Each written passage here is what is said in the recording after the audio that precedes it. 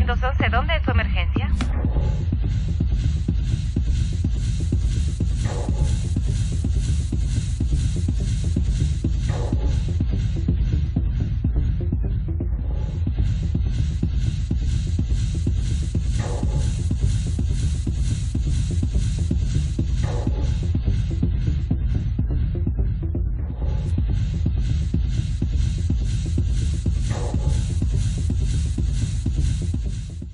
Muchas gracias por acompañarnos este 8 de julio del 2020 al rescate del alma. Nuestro texto lema es el Salmo 9:11 que dice así: Cantad a Jehová que habita en Sión, publiquen en los pueblos sus obras. Gracias a Dios, este programa es un ministerio de la Iglesia Cristiana Bíblica Agape, ubicada en Iglesia de la Llave 1002 en Coatzacoalcos, aquí en Veracruz. Y traemos para usted este ministerio que sabemos que va a ser de bendición porque la palabra de Dios así lo es y nos ha sido refugio. Y es lo que queremos compartirle a usted, la palabra del Señor. Dos segmentos tenemos hoy en el programa. Nuestro pastor, primero, consultorio bíblico. Usted conoce el ministerio como él, a través de la Biblia, se contestan las preguntas doctrinales. Y segundo, hablaremos de Apocalipsis. Estaremos hablando de Apocalipsis si Dios quiere. Por favor, acompáñenos. Si tiene usted alguna petición, con mucho gusto la haremos, o en los siguientes programas, si usted en los siguientes días nos escribe, con mucho gusto lo haremos por usted, para que el Señor, conforme a su voluntad, obre. Pues sabemos que nada es imposible para el Señor. Mi nombre es Jonathan Rodríguez Gutiérrez, pastor adjunto de la Iglesia Agape. Le invito a que vayas a buscar a Jesucristo, que es nuestro rescatista precioso. A Él sea la gloria. 911, ¿dónde es su emergencia?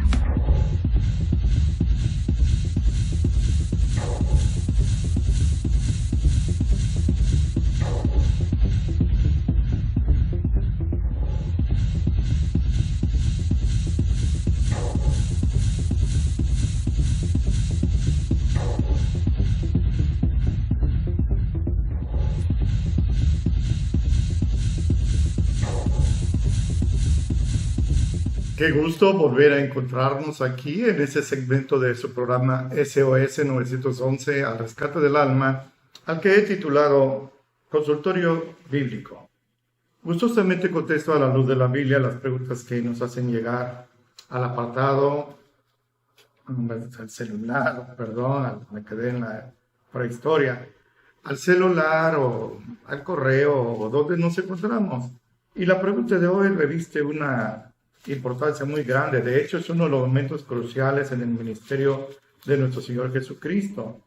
Me preguntaron lo siguiente: Pastor Cedas, ¿por qué Juan el Bautista se refiere a Jesús como el Cordero de Dios? Bueno, con mucho gusto respondo. Le cito Juan 1:29, donde así está escrito: El siguiente día ve Juan a Jesús que venía a él y dijo: He aquí el Cordero de Dios que quita el pecado del mundo. Bueno, esto es algo que tenemos que ubicarlo en el tiempo y en el espacio. Hace 2000 años, Juan el Bautista, pariente familiar de nuestro Señor Jesucristo, estaba bautizando a cientos y probablemente miles de judíos. Hasta sacerdotes judíos venían a su bautismo. Y él predicaba y él decía: yo soy la voz que clama en el desierto. Una profecía de 6 siglos de Isaías se estaba cumpliendo en Juan. Él solo era el precursor, él no era el Mesías. Y él bautizaba en un lugar que se llama Betábara, del otro lado del río Jordán, junto a Salim, ahí en Enón. Ahí estaba él bautizando. Pero, ¿por qué dijo que Jesús es el Cordero de Dios? Déjenme darle un poquito de antecedentes. Juan, como precursor del Señor Jesucristo, estaba en el lindero entre la ley y la gracia. Juan nació bajo la ley, pero ya fallece bajo la gracia. Juan era el precursor del Mesías. Y un judío verdadero, un judío de corazón, no un judío de religión, ni de nacionalidad, ni de labios, sino un judío de corazón, sabía y esperaba 2 cosas. Una, que el Mesías iba a venir. Estaban esperando el Mesías, pero que no podría venir sin que antes apareciera su precursor profetizado en Isaías 43. ese precursor iba a preparar el camino del Mesías.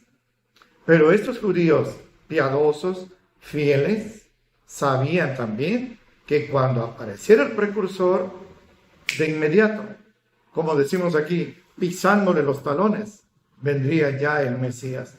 Quiere decir que la espera milenaria había ya llegado a su fin, pero Juan no lo conocía. Qué curioso.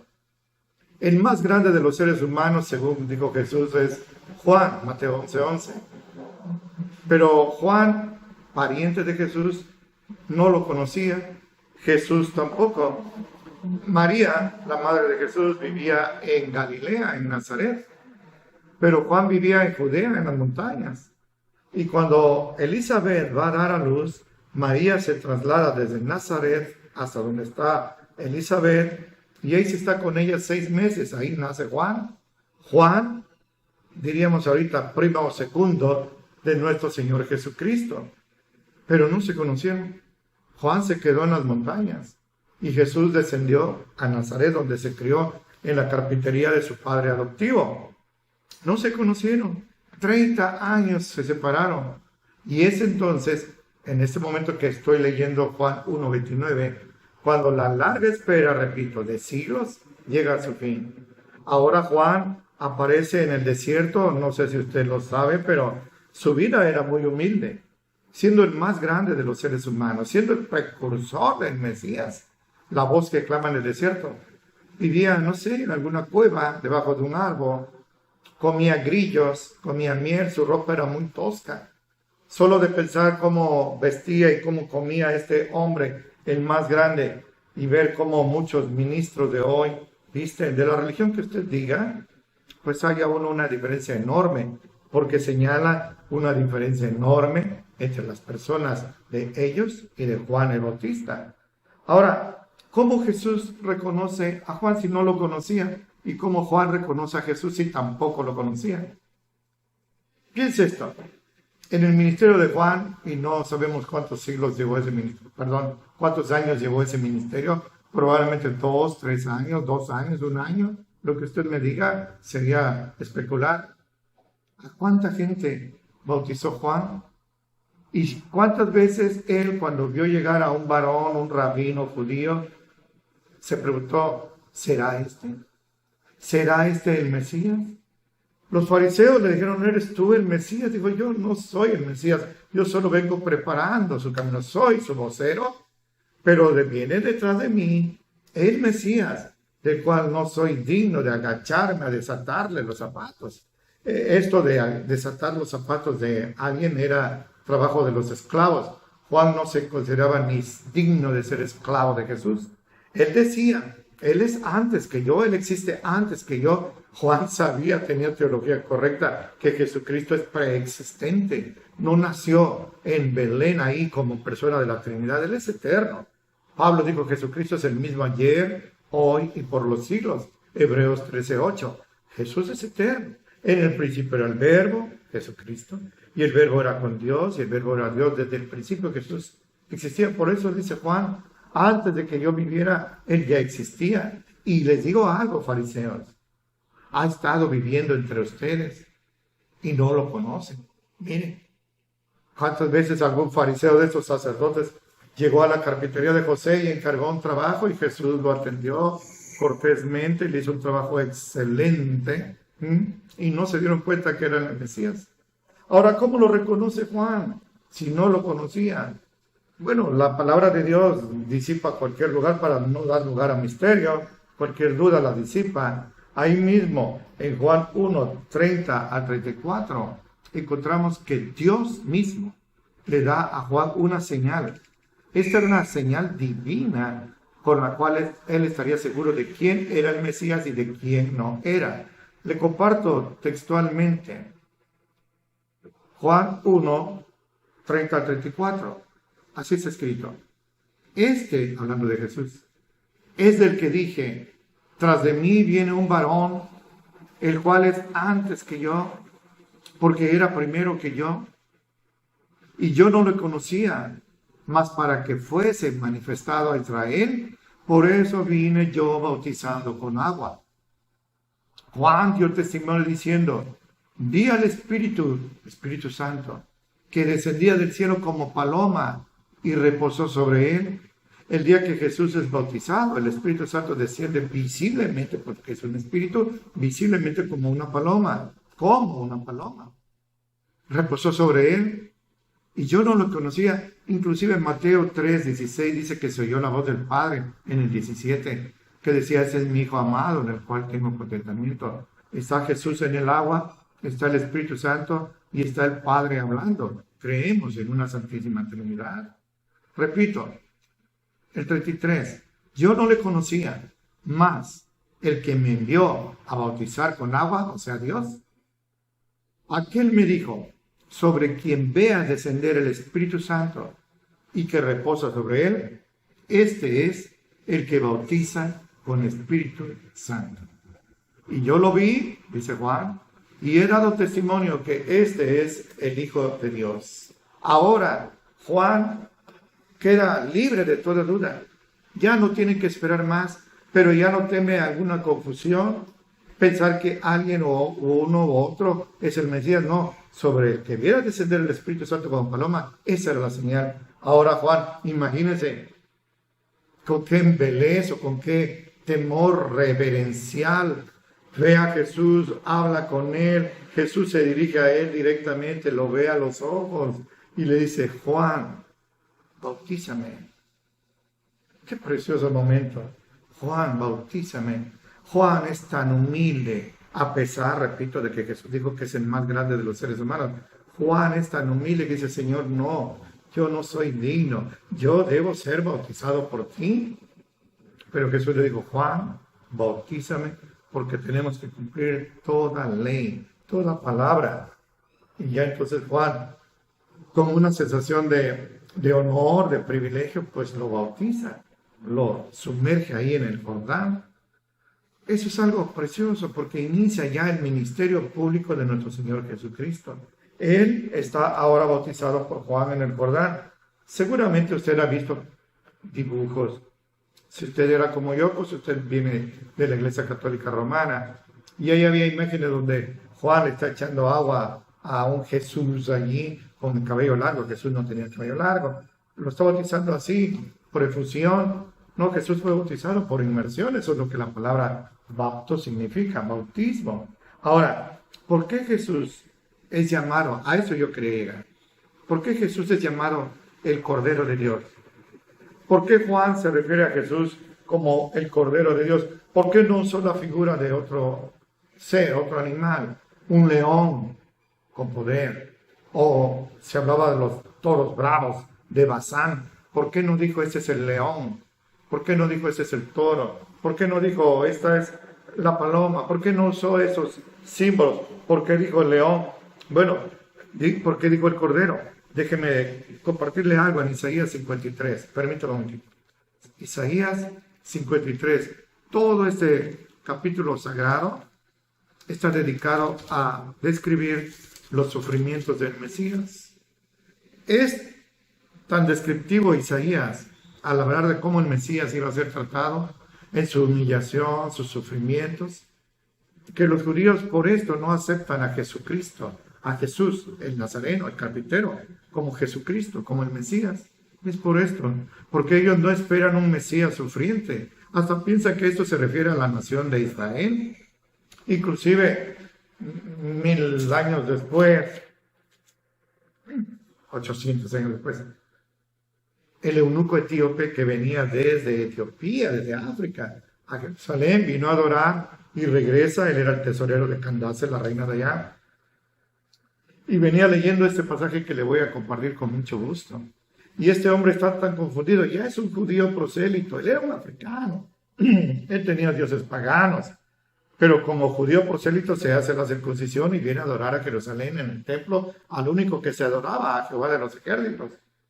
Pero al regresar leyendo en su carrumato, ahí en el camino de Gaza desierto, él viene leyendo esto en voz alta. Y Felipe, el evangelista, uno de los 7 diáconos, le dice, ¿tú entiendes de quién está hablando el profeta? Y él dijo, yo no voy a entender de quién habla. ¿De él mismo, de Isaías, o de otro? pero no lo puedo entender si no hay quien me lo explique. Felipe se da cuenta que para eso el Señor lo había sacado de Samaria, donde tenía un ministerio fructífero, y lo había llevado a un lugar desierto, caluroso, polvoso. Y le explica que ese hombre sufriente de Isaías 53 es Jesús de Nazaret, que ya fue crucificado, que ya resucitó y que ahora lo ha enviado a él a predicar por todo el mundo. Y que si tú o usted, no sé cómo le habló, si tú le entregas tu corazón, tendrás perdón y vida eterna.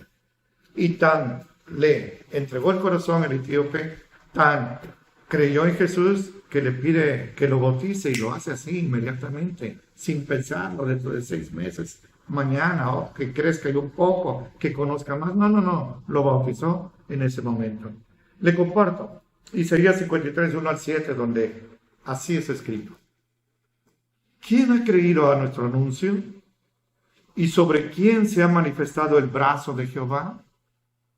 Subirá como un renuevo, como un retoñito, delante de él, y como raíz de tierra seca, así débil, frágil, sin atractivo. No hay en él apariencia hermosa alguna. Lo hemos de ver sin atractivo para que lo deseemos. De niño yo sabía que Jesús, donde quiera que iba, llamaba la atención, entre otras cosas porque tenía una ruedita aquí, un halo allí de santidad. No, Jesús pasaba inadvertido. Así lo dice, así era profético. La gente nunca lo vio como el Mesías, lo veía como un simple carpintero. Y mire, el versículo 13 es muy doloroso. Pero eso que le voy a leer, lo tuvo que cumplir Jesús por usted y por mí. Así es escrito: despreciado y desechado entre los hombres, varón de dolores, experimentado en quebrantos. Y como que escondimos de él el rostro, fue menospreciado y no lo estimamos. Ciertamente, esto es glorioso. Llevó él nuestras enfermedades y sufrió nuestros dolores, y nosotros le tuvimos por azotado, por herido de Dios y abatido. Pensaba la gente que Dios lo estaba castigando. Pero Isaías aclara: él fue herido por nuestras rebeliones, no por las de él no tuvo ni una, ni con el pensamiento. Fue molido por nuestros pecados. El castigo de nuestra paz fue sobre él, para que nosotros tuviéramos paz y reconciliación con Dios. Él fue azotado, y por su llaga fuimos nosotros curados. No por sus llagas, su muerte, fuimos nosotros curados. Todos nosotros nos descarriamos como ovejas. Cada cual se apartó por su camino, pero Jehová cargó en él el pecado de todos nosotros. Los pecados de usted, hermano, hermana, los pecados de usted, amigo, amiga, fueron echados sobre Jesús, y él pagó en la cruz lo que usted y yo debíamos haber pagado. Y a esto yo quería llegar como corolar, como final. Angustiado él y afligido, no abrió su boca. No dijo: Padre, defiéndeme. Se lo dijo Pedro, que le había cortado la oreja a Malco. Si yo quisiera, le diría a mi Padre: manda, ayúdame, mandaría miles de ángeles. Pero no he venido a condenar, he venido a salvar. Lo repito: angustiado él y afligido, no abrió su boca. Como cordero manso, fue llevado al matadero. Y como oveja delante de sus trasquiladores, enmudeció y no abrió su boca, ni para pedir ayuda, ni para amenazar, ni para quejarse, porque de tal manera lo amó usted. Por eso es que Juan el Bautista lo llama el Cordero. Él sabía que él era el precursor del Mesías, y el Mesías era tratado en Isaías 53 como un cordero, pues ahora dice: este es el Cordero de Dios que quita el pecado del mundo. En Génesis 3, después de que Adán y Eva, ya estamos en el huerto del Edén, en el albor de la humanidad, el Señor reprende a Adán y Eva, que se esconden en los matorrales, cortan hojas de higuera y se cubren sus partes pudendas. Pero el Señor sacrifica un corderito, un animal puro, limpio, pero inocente, que no tenía la culpa del pecado de Adán y Eva. Y dice el 21, así es escrito, Jehová Dios hizo al hombre y a su mujer túnicas de pieles y los vistió. El Señor le quitó la vida a un animalito inocente, al que Adán y Eva querían, lo criaron, y vieron con horror, nunca habían visto la muerte de ningún ser, vieron con horror cómo este primer ser humano, ser viviente, es sacrificado, y con su piel así ensangrentada el Señor cubre a Adán y Eva y los presenta. Ese es un símbolo, ese corderito que murió allá en el Edén, es un símbolo de nuestro Señor Jesucristo. Por eso Juan le llama así. Él es el Cordero de Dios que quita el pecado del mundo. Le voy a leer Éxodo 12. Mire, permítame decirle algo así. Me salgo un poquito, pero es que quiero decirle algo. Este mural es precioso, a mí me gusta mucho. Usted no lo sabe, pero ahora ya tiene un pececito saltando y acá dos mariposas y creo que está fuera de foco una calandria. Pero ahorita pasaron dos loros, gritando allí todas las mañanas temprano, más para acá, me parece que allá el vivero, y de regreso a esta hora. Y ahorita oí una ardilla y estoy oyendo una primavera, un pajarito. La creación glorifica al Señor. Es precioso estar así y el Señor nos está preparando un lugar infinitamente más hermoso que esto. Pero ahora, en Éxodo 12, cuando se habla de la Pascua, el Señor Jesucristo es representado por el Cordero que se sacrificaba allí. El Señor le dice a Moisés, 12:1, así está escrito. Y habló Jehová a Moisés y a Aarón en la tierra de Egipto y les dijo, este mes les será principio de los meses, el mes de Abib o Nisan, más o menos marzo y abril. Este será para ustedes el primero en los meses del año. Hablen a toda la congregación de Israel y díganle, si fue el tiempo, díganle, en el 10 de este mes tomará cada uno un cordero por las familias de los padres, un cordero por familia. Tenía que ser sacrificado y con su sangre marcar, no manchar, sino marcar los postes y los dinteles de las puertas donde hubiera algún hebreo, para que cuando pasara el ángel de la muerte en la 10ª plaga, no matara a ninguno de los primogénitos de allí. Entonces Juan, y ya en el tiempo que voló, le llama el Cordero de Dios que quita el pecado. Déjeme decirle 4 cosas acerca de esto. He aquí el Cordero de Dios que quita el pecado del mundo. He aquí, aquí está, por fin, la espera terminó. Ya no hay que esperar a ningún otro, y cualquier otro que aparezca es un falso Cordero, es un falso Mesías. Este es el verdadero Mesías. He aquí el Cordero de Dios. ¿Por qué el Cordero? Por su mansedumbre, por su humildad, por su obediencia a Dios. Y le llamo la atención sobre esto, que quita el pecado del mundo. El Cordero, no uno de los corderos, el Cordero, el único, que quita el pecado del mundo. No hay nadie que pueda quitar nuestros pecados, sino el Señor Jesucristo. Y eso lo hizo entregando su vida en la cruz del Calvario por amor a usted. El apóstol Juan dijo así en su primera carta, capítulo 1, versículo 7. Si andamos en luz, como Él está en luz, tenemos comunión entre nosotros. Y la sangre de Jesucristo, su Hijo, nos limpia de todo pecado. No hay otra manera en que nuestros pecados puedan ser limpiados. Juan no estaba desvariando cuando dijo, Él es el Cordero de Dios que quita el pecado del mundo. No se equivocó cuando dijo del mundo y no nada más de los hebreos, porque el Señor amó a todo el mundo. Jesús le dijo a Nicodemo, de tal manera amó Dios al mundo, no nada más a Israel, a todos, a usted y a mí. Este es el Cordero de Dios que quita el pecado del mundo, el único. La sangre de Jesucristo, el Hijo de Dios, dice Juan, nos limpia de todo pecado, no de algunos pecados. Hace unos 150 años surgió una secta satánica en Estados Unidos, donde se enseñaba que Jesucristo pagó por algunos pecados del ser humano, pero por otros pecados no pagó, sino que cada quien tenía que hacer expiación con su propia sangre para lavar esos pecados que Jesús, eso es una blasfemia, que Jesús no pudo limpiar, eso es una blasfemia. Y entonces eran sacrificados, eran degollados terrible, terrible. Y la gente está ahí por millones. Pero el Señor está llamando y hoy le está llamando a usted. Si usted es cristiano, alabo a Dios y alábelo usted también, porque ahora usted reconoce que Jesucristo es el Cordero, el único. Yo soy el camino, la verdad y la vida. No dijo yo soy uno de los caminos, el único. Y nadie va a ir al Padre si no es por mí. Juan 14:6.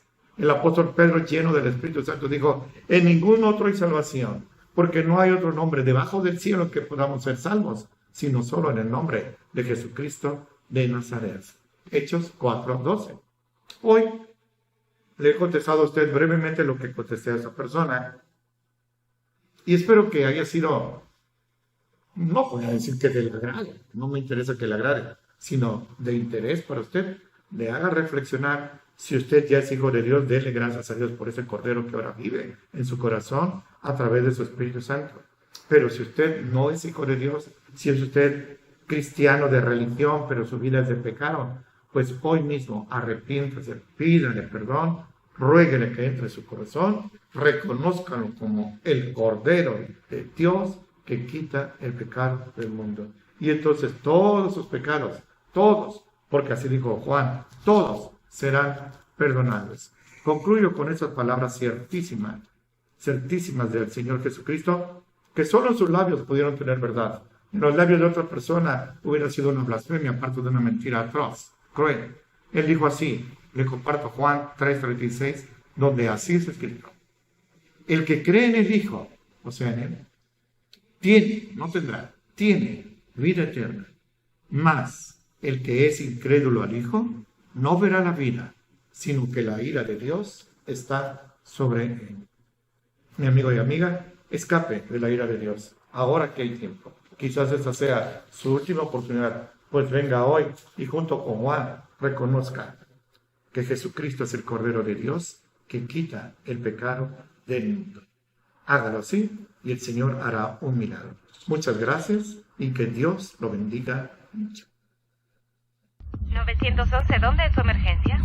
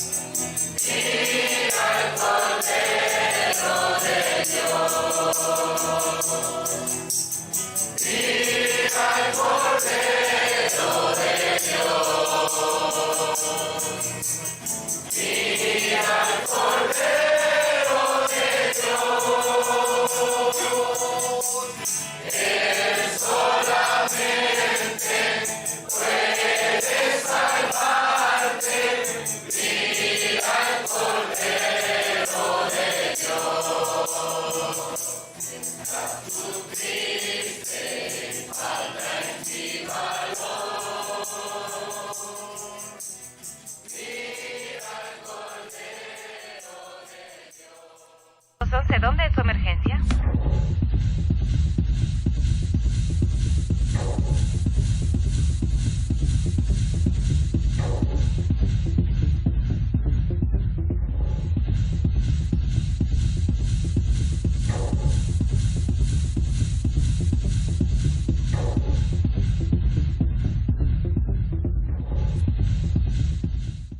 Gloria a Dios.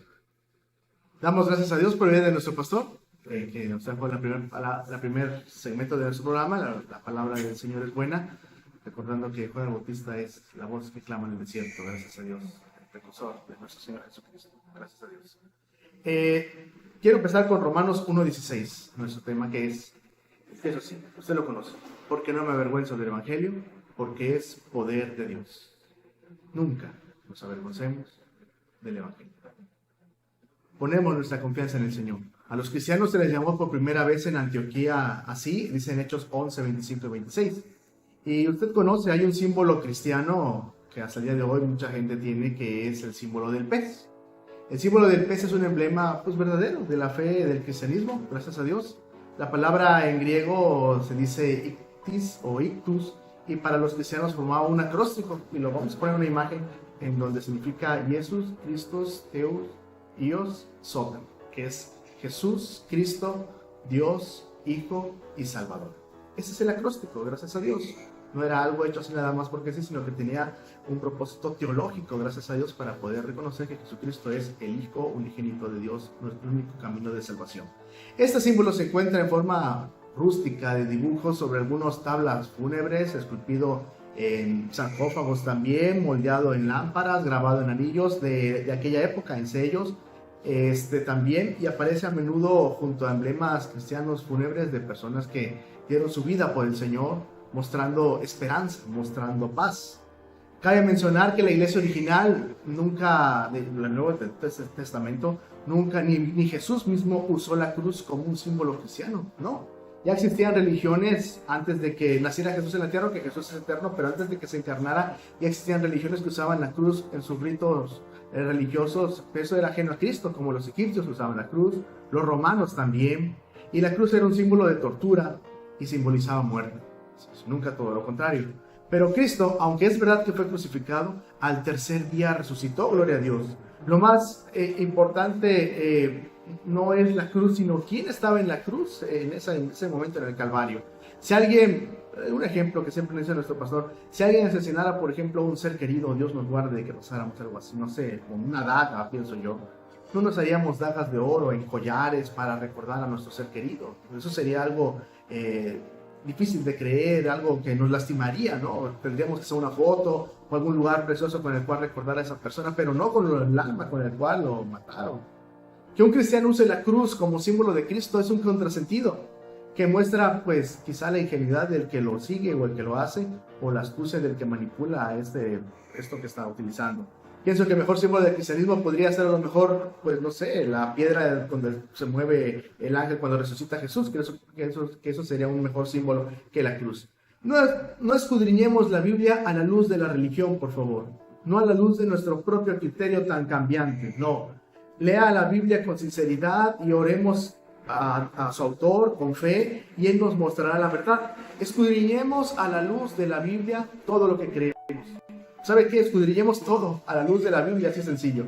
La iglesia naciente fue perseguida primero por la religión judía, cuando Jesús muere, y después muere el protomártir Esteban, y empieza la persecución judía, y luego Roma con Nerón y Domiciano, los emperadores, empiezan a hacer persecución sobre ellos. Dos persecuciones pasaron al mismo momento.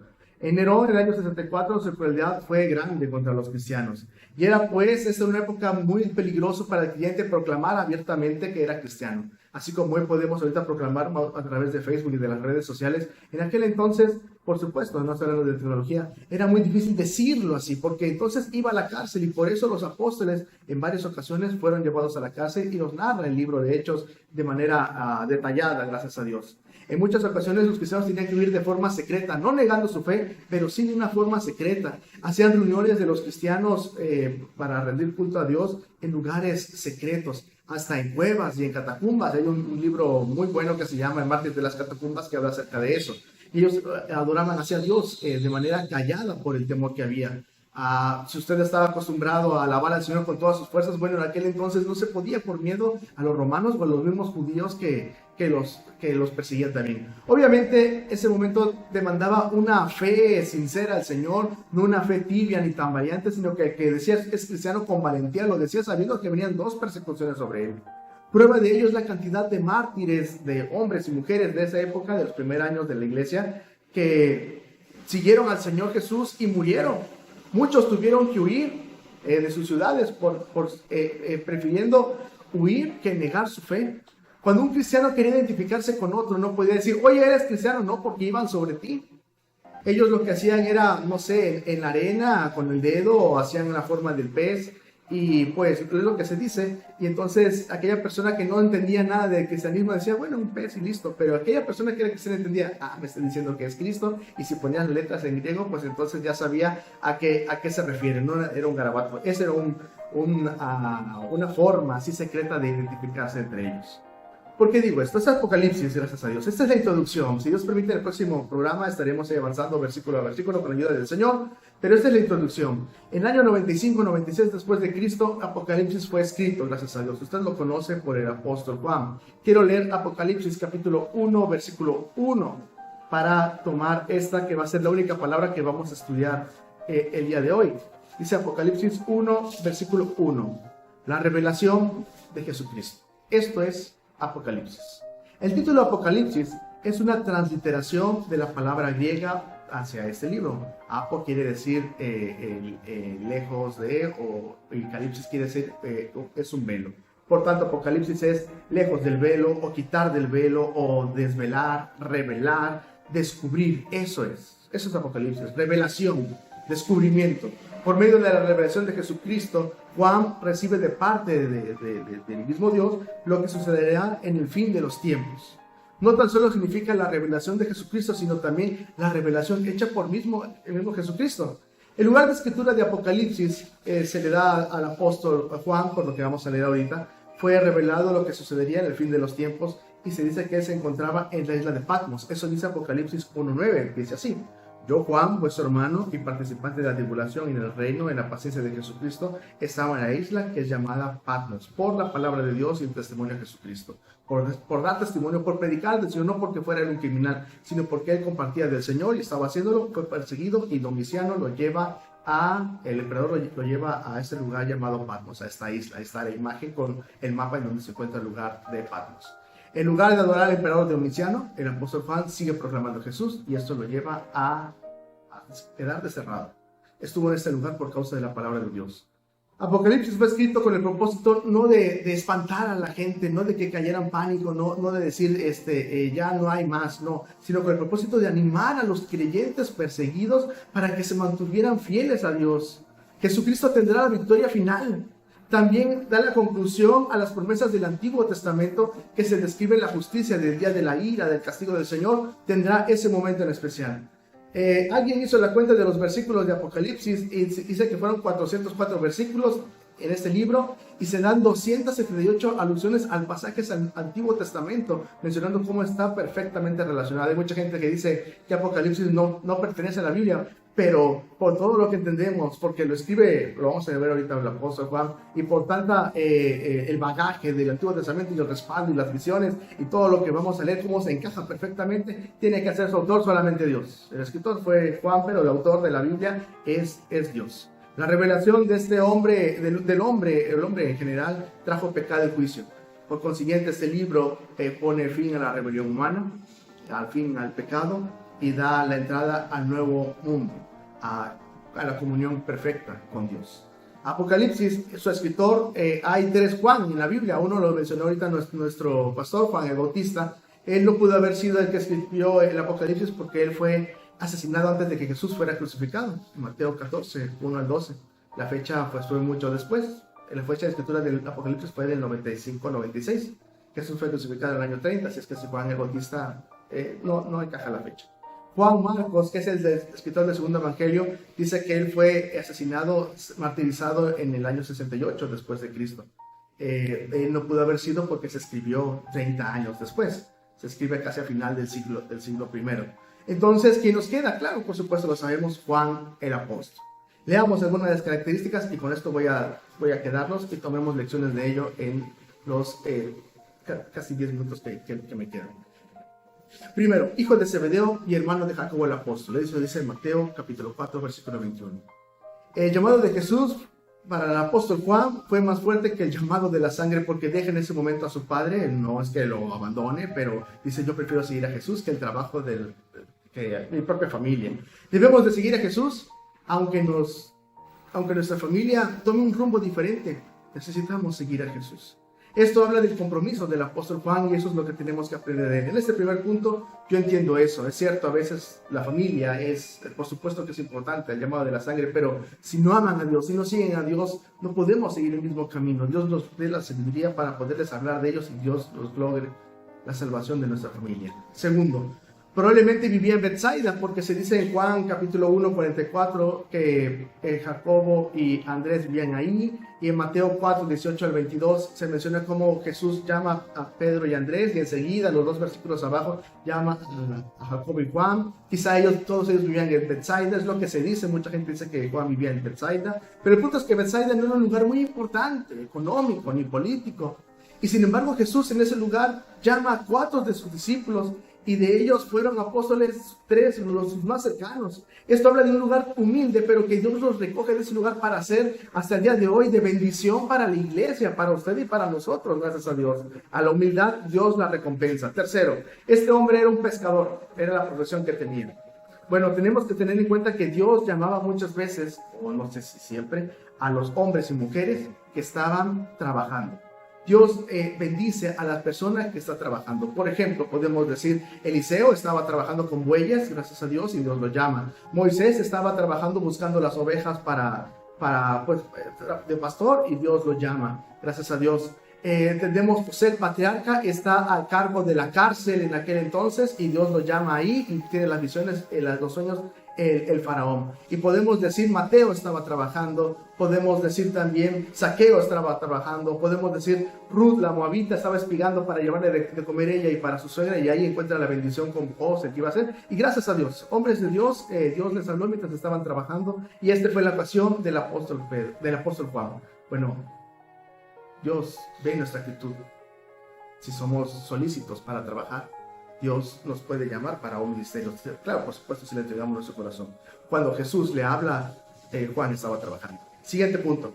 Es llamado también Boanerges. Usted conoce, que se le conoce como hijos del trueno, haciendo alusión al carácter agresivo, impetuoso, vehemente de estos 2 hermanos, Jacobo y Juan. Pero Dios le transformó el corazón y la lengua quizá también, pues aunque era llamado así junto a su hermano, Boanerges, vino a ser conocido el apóstol Juan como el discípulo amado, gracias a Dios. Así como lo cambió el Señor de aquel hijo del trueno, impetuoso, violento, como un pescador que era, pues en Cristo ya no somos hijos de ira, sino somos hijos de Dios. Eso dice la palabra. Aquí yo quiero ver cómo el Señor le da una vida nueva al apóstol Juan. También el apóstol Juan abandona su negocio familiar por amor a Cristo. Y debemos de seguir a Jesús sin temor a la economía, por favor. Debemos recordar que Dios es el dueño del oro y de la plata, y sabe de qué tenemos necesidad. Gracias a Dios, Él lo sabe y Él provee. Dice Mateo 6:33, mas buscad primeramente el reino de Dios y su justicia, y todas estas cosas les serán añadidas. El Señor provee siempre. Pongamos nuestra mirada en el Señor, trabajemos, es cierto, sirvamos al Señor. Si usted no tiene un llamado para tiempo completo, siga ahí donde está usted trabajando, en su empresa, en sus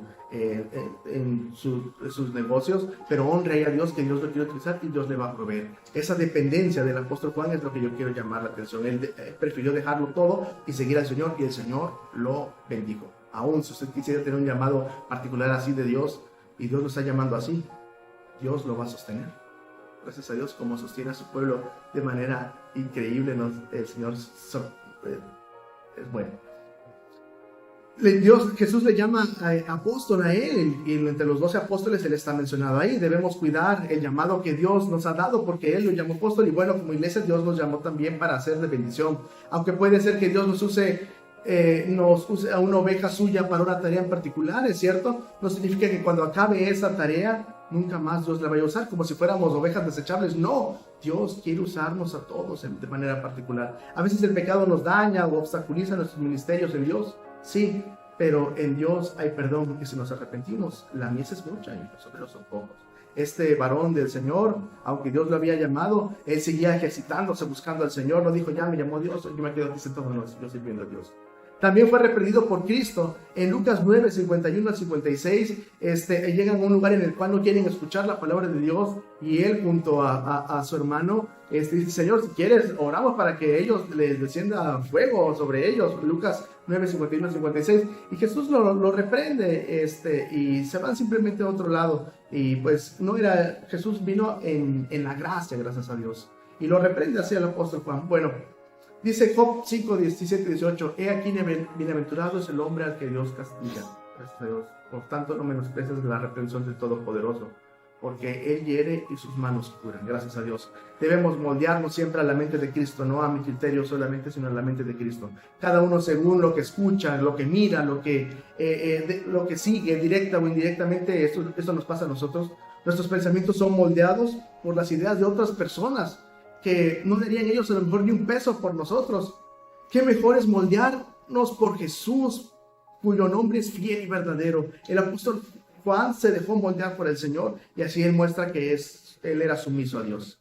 También él fue enviado a preparar la Pascua, gracias a Dios. Él fue instruido así. En Lucas 22, 7 al 13 le dice Jesús que él se prepare con otros apóstoles para preparar el lugar en donde iba él a recibir el aposento alto, y ahí va a tener la Santa Cena, que era la Pascua, y el Señor la transforma ahí en la Santa Cena diciendo que él es el Cordero. Eso es mi cuerpo y esta es mi sangre, gracias a Dios.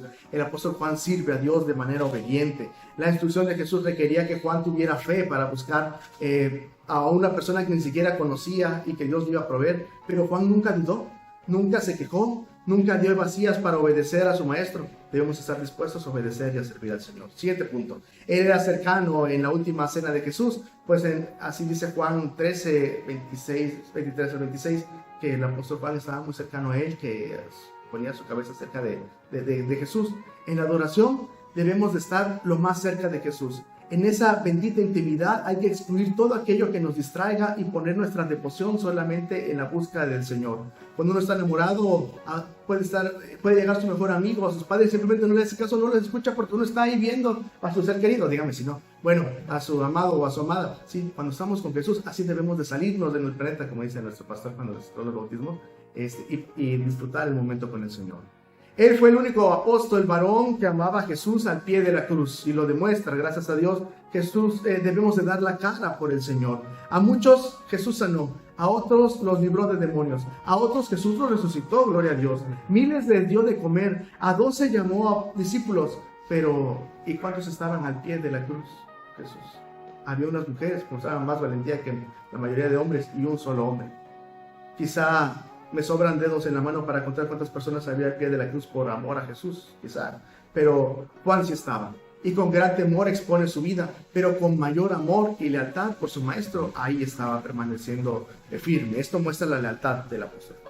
Cristo le encomienda a su madre, usted conoce. Es cierto que cada oveja del Señor es importante, es cierto, pero debemos poner atención a aquella oveja que esté sufriendo, que esté pasando un momento difícil, como en el luto. Jesús confiaba en Juan porque Juan era confiable, así de sencillo, si no nos lo hubiera encargado a él. Es cierto que debemos buscar ayudar a los que sufren, pero sobre todo cuidar a los hijos de Dios que sufren, porque este hombre estaba ahí con la madre de Jesús y mostrando aliento para él. También el apóstol Juan fue testigo de la ascensión de Cristo, gracias a Dios. Recibe el Espíritu Santo el día de Pentecostés en Hechos capítulo 1, gracias a Dios. Sana un hombre cojo con el apóstol Pedro, gracias a Dios, en Hechos 3, en el templo, en la puerta llamada La Hermosa. También es encarcelado junto al apóstol Pedro, y él con rostro muestra la fe en el Señor y sigue alabando a Dios, y una vez que los libera el Señor, sigue predicando al Señor. También se dice que en Hechos 4:13 que él era un varón iletrado, y sin embargo Dios se le conoce a Juan hasta ahorita de hoy como Juan el teólogo, al cual se le llamaba el iletrado, gracias a Dios. Y se convierte en misionero con el apóstol Pedro, y gracias a Dios él muestra cómo él sirve junto al apóstol Pedro, se unen así. Anima al apóstol Pablo en Gálatas 2:9, y el apóstol Juan nunca lo dijo, pero en Gálatas 2:9 el apóstol Juan dice que allá había unos pilares en la iglesia de Jerusalén, y ahí estaba Juan, y le fue de bendición, y se lo reconoce, gracias a Dios. Escribe un evangelio y 3 cartas, gracias a Dios, y por supuesto el Apocalipsis, gracias a Dios. Esto es precioso. Este es el apóstol Juan, en el cual es el escritor del Apocalipsis. No importa lo que el hombre o los pseudocristianos o la falsamente llamada ciencia opinen acerca de si Cristo vendrá o no vendrá. ¿Sabe qué? Maranatha. Cristo viene y lo sabemos, confiamos en el Señor. Porque dice Hebreos 10, y termino con estos versículos 10, 37 a 39. Porque aún un poquito, y el que ha de venir vendrá y no tardará. Mas el justo vivirá por la fe, y si retrocediere, no agradará a mi alma.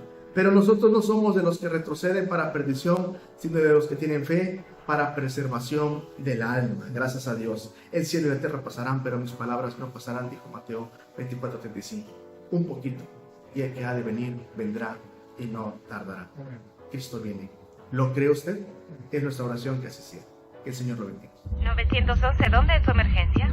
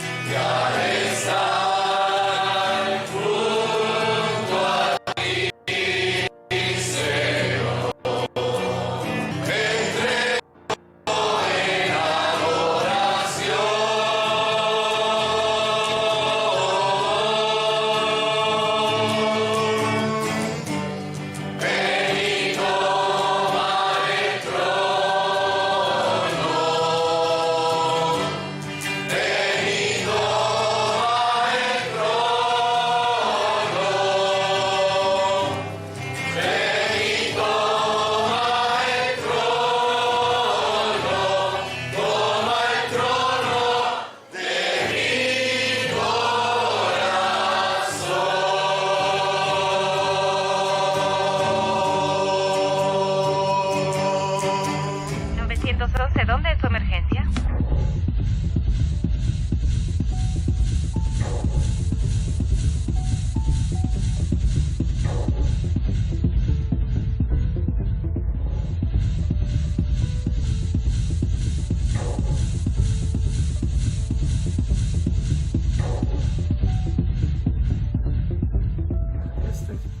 Gracias por seguir con nosotros.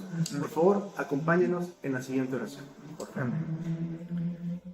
Padre amado, ciertamente se encrespan las aguas, Señor, a nuestro alrededor. Mira nuestras barquitas, Señor. Los informes humanos cada día son más contradictorios, erráticos e intimidantes. Porque el hombre simplemente es hombre. Ayúdanos a no perderte de vista a ti, Señor, porque tú vas al timón de nuestras vidas. Y sin duda nos llevarás al puerto seguro, puerto celestial. Porque tú tienes dominio sobre la bravura de la mar. Cuando se encrespan sus alas, sus olas, a tu voz se tranquilizan, se sosiegan. Padre, en el nombre de Jesús te pedimos que pongas paz en nuestros corazones y la confianza de saber que con tu ayuda llegaremos. Sabemos, nos enteramos que hay hermanos que están enfermos. Te rogamos por ellos, Señor, que hagas el milagro de sanidad que esperamos, Señor, no importa lo que digan los hombres. Te rogamos que hagas el milagro de sanidad y que tú seas glorificado en esta pandemia. Puedes inclusive permitir que ya se descubra, se invente la vacuna. Señor, guarda a tu pueblo y ayúdanos en estos momentos de fuerte prueba, así como Ananías, Misael, Azarías, a conservarnos firmes, porque tú estás en medio de la plaga con todos nosotros y ni una de ellas nos tocará. Bendito seas por siempre, Señor, en Cristo Jesús. Amén. Amén. Gloria a Dios. Muchas gracias. Gloria a Dios. Gloria a Dios. Creemos en el Señor. Amén. Ponemos nuestra confianza en el Señor. Amén. Nos sane o no nos sane. Amén. Sabemos en quién hemos confiado. Y nuestro depósito está seguro más allá del sol. Así Pongan es. su confianza en Dios, por favor. Así Que es. Dios pueda hacer la obra de salud, como Amén. incontables veces lo ha hecho. Amén. Amén. Con medicinas o sin medicinas, o aún a pesar de un mal tratamiento, Dios lo puede hacer. Amén. Si es su voluntad. Confiemos en Él. Amén. Invitamos, por favor, a que nos acompañen los ministerios que tenemos ahorita en Facebook. Nuestra iglesia, aún hasta el día de hoy, pues sigue cerrada al público por la razón de nuestro gobierno. Oramos sobre nuestro gobierno y nos sometemos a ellos. Pero a través de Facebook estamos aquí grabando en nuestro templo, gracias a Dios. Estamos los domingos, el primer día de la semana, estamos a las 6 de la tarde en vivo, gracias a Dios. Nuestro pastor predica Gracias a los Dios. domingos a las 6 de la tarde. Los miércoles, como hoy, estamos transmitiendo a las 9 de la mañana, gracias a Dios, estos programas nuevos, gracias a Dios, para bendición de usted y de su familia. Y los jueves también en vivo, gracias a Dios, estamos a las 7 de la noche, gracias a Dios. También la predicación es en vivo, estamos Gracias. para servirle. Los sábados también, gracias a Dios. Gracias a Dios, hijo. Estamos en XFM 101.7 los sábados a las 7 de la mañana al abrigo del Altísimo. Y también los sábados en las secciones sociales del diario de Lisboa, la columna Aguas de Reposo. Amén, gracias a Dios. Queremos agradecer a las personas que oran por nosotros, hermanos de Ágape, gracias por sus oraciones, gracias por no olvidarse de nuestro templo, gracias a Dios, hermanos, Dios los bendiga y los prospere. Damos gracias a Dios por nuestro canal, Imagen Política, que el Señor los Gracias a bendiga. Dios. Hermano José Luis, gracias por esta Amén. oportunidad, esta bendición, hermano, gracias a los 278 programas, Aleluya. gracias a Dios. Aleluya. Es una gran bendición del Señor. Y alabado sea el Señor por usted, hermano José Luis. Gracias, Amén. Dios lo bendiga, usted y su familia. Gracias a Dios. Antes de terminar, unas palabras o un texto para concluir. Gracias, hijo. Le digo algo de corazón. Los extrañamos mucho, hermanos. Y nos hacen falta. La verdad, nos hace mucha falta. El Señor dice así, y esto es para usted y para mí. Salmo 31, 24, así está escrito. Esfuércense todos ustedes, los que esperan en Jehová, y que tome aliento su corazón. Ánimo, hermanos, la orilla ya se ve y el Señor está con nosotros. No necesitamos más. Dios los bendiga. Somos el pastor. Cedas para servirles. Mi nombre es Jonathan. Le decimos que el regalo de Dios para usted es la vida eterna. Amén. Tómela por la fe, porque en Cristo Jesús, en su gracia, la salvación es perfecta. Amén. Señor lo bendiga. Amén. 211, ¿dónde es su emergencia?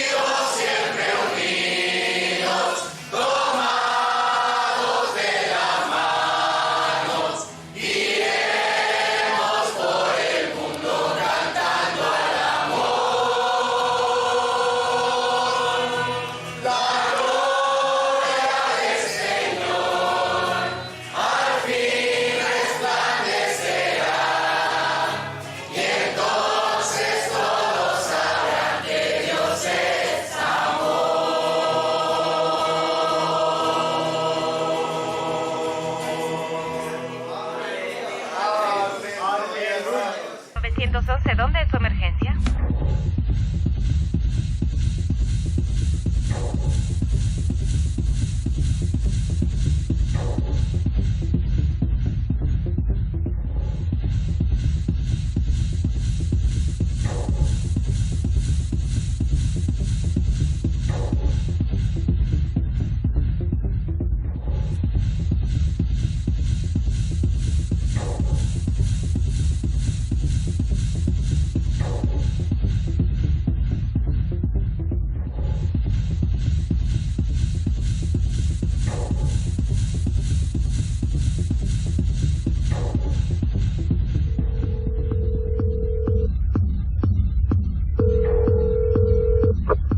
¿911, dónde es su emergencia?